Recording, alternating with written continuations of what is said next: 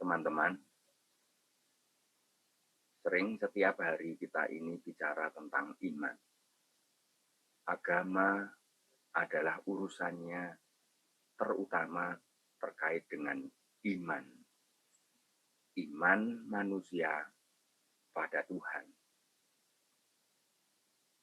Orang yang beragama sering diidentikan atau dianggap sama dengan orang yang beriman.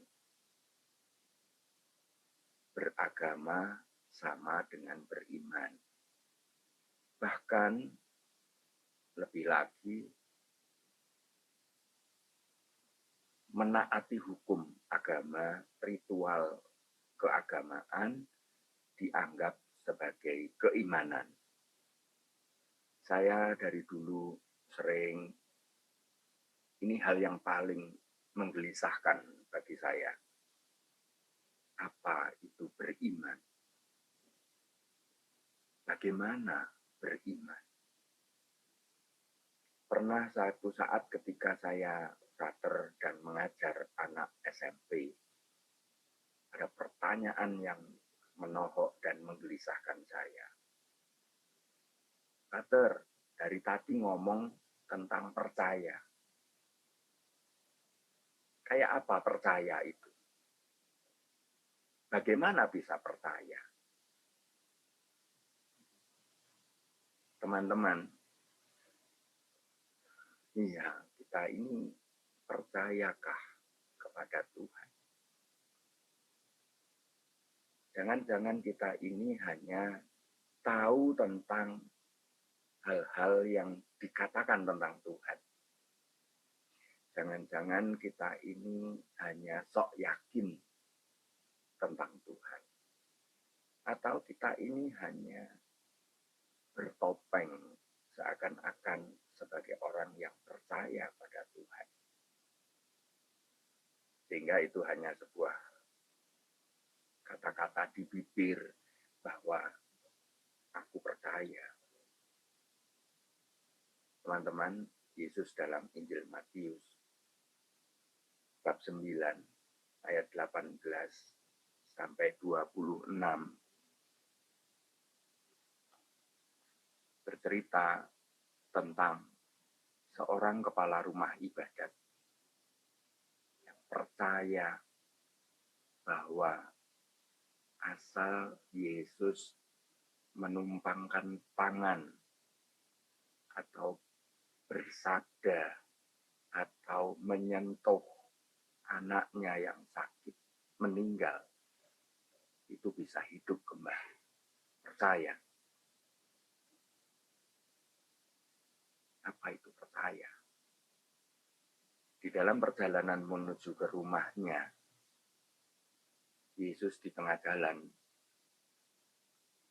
berpapasan dengan seorang perempuan yang sudah selama 12 tahun sakit pendarahan. Orang ini percaya bahwa jikalau sudahlah Tuhan Yesus gak usah ngomong, aku percaya kalau menyentuh jumbai jubahmu, aku sembuh.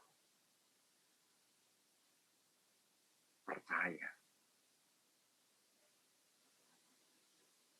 Betul sembuh. Ini kuncinya Tuhan Yesus ngomong kepada si perempuan itu. Bahwa apa yang kamu imani, itulah yang terjadi. Apa yang membuat mukjizat terjadi? Ya karena kita sungguh percaya akan kebenaran, kepastian akan hal yang kita yakini itu. Mengapa masa kita ini tidak selalu yakin? Ya, memang kenyataannya itu. Kita ini seringkali memohon, berharap, tetapi belum percaya. Kita ini bahkan berdoa. Doa kita ini berdiri bukan di atas sebuah kepercayaan. tapi berdiri di atas ketakutan, kekhawatiran, kecemasan, keraguan, kebingungan. Makanya lalu kita ngulang-ulang doa. Karena apa? Kita mau meyakinkan diri kita sendiri tentang apa yang kita doakan. Tapi beda perempuan pendarahan itu. Dia tidak mengulang-ulang. Dia tidak berlebihan merangkul. Tidak. Asal aku sentuh jumbai jubahnya, aku akan sembuh. Dia percaya dan sungguh-sungguh menyerahkan seluruh peristiwa yang akan terjadi pada apa yang dia percaya. Dia menaklukkan segala kebimbangan, kecemasan, ketakutan, keraguan, kecurigaan itu ditaklukkan sampai notok nol ke lantai di depan kebenaran akan Allah yang kuasa.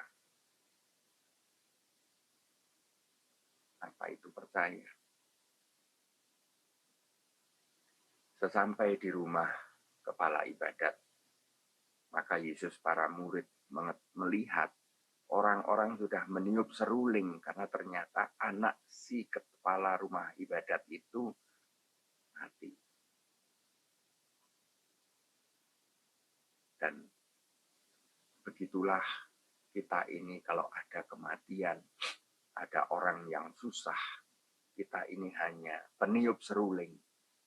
Tidak mengubah apa-apa, hanya mengungkapkan, mengekspresikan empati, simpati, kesedihan, karena sedih ikut sedih, tapi tidak menjulurkan apapun dari hatinya kepada si sakit, si menderita. Maka betapa kita belajar banyak. Yesus mengatakan kepada mereka itu, dia tidak mati. Tolong menyingkirlah. Jangan keramaianmu itu menutup mukjizat bagi orang itu. Seakan-akan kita ini malah melakukan doa-doa keramaian yang menutup mukjizat bagi Tuhan. Kita ini hanya meyakinkan seperti seorang motivator yang mengubah keraguan menjadi sebuah kepastian. Seakan-akan begitu motivatornya pergi, keyakinan itu juga sudah pergi. Nah, Tuhan Yesus bilang, tolong menyingkir. Dia tidak mati, dia tidur. Lalu Yesus menyentuh anak itu dan anak itu hidup. Kita semua yang menjadi rombongan Yesus bersama para murid mengikuti Yesus. Kita bukan sekedar orang yang simpati dengan susahnya dunia. Kita bukan hanya peniup seruling atas kematian. Kita bukan hanya orang yang berkoar-koar yang malah menimbulkan keramaian dan menutup harapan bagi si orang yang sakit, yang menderita, yang susah. Hadirlah. Jadikanlah tanganmu kehadiran sentuhan tangan Tuhan. Jadikanlah kata-katamu menjadi sabda Tuhan bagi orang itu yang membuat dia dari mati menjadi hidup, dari tak berpengharapan menjadi punya pengharapan dan menjadi percaya.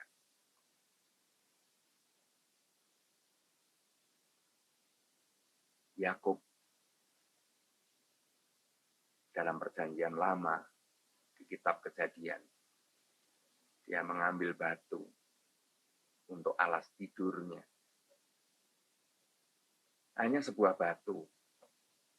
Dan tempat itu tempat di perjalanan, tempat yang hanya tanah, kerikil, Lalu dia ambil batu dan meletakkan batu itu untuk alas kepala, tidur. Tapi pada waktu tidur itu dia bermimpi. Muncul tangga dari tempat itu sampai ke surga dan malaikat turun naik. Lalu Yahweh, Adonai, Tuhan, hadir, bersabda akan sebuah harapan masa depan yang pasti. Bahwa Yakub akan memenuhi seluruh bumi ke utara, ke selatan, timur, barat, berkembang biak, dan menjadi besar. Ketika bangun, Yakub terpesona akan tempat yang dia tiduri itu. Maka dia mengubah dan memberi nama tempat itu Betel. Bait itu artinya Bet, artinya tempat. El adalah Elohim, tempat Allah. Teman-teman, dimanapun kita bekerja, apapun yang kita lakukan, sesederhana apapun, kita ini melakukan job kita masing-masing, melakukan aktivitas. Anak sekolah memegang buku, mahasiswa belajar, melakukan riset. Kita bekerja, melakukan kegiatan sehari-hari. Itu bukan hal sederhana. Itu adalah hal yang sangat ilahi.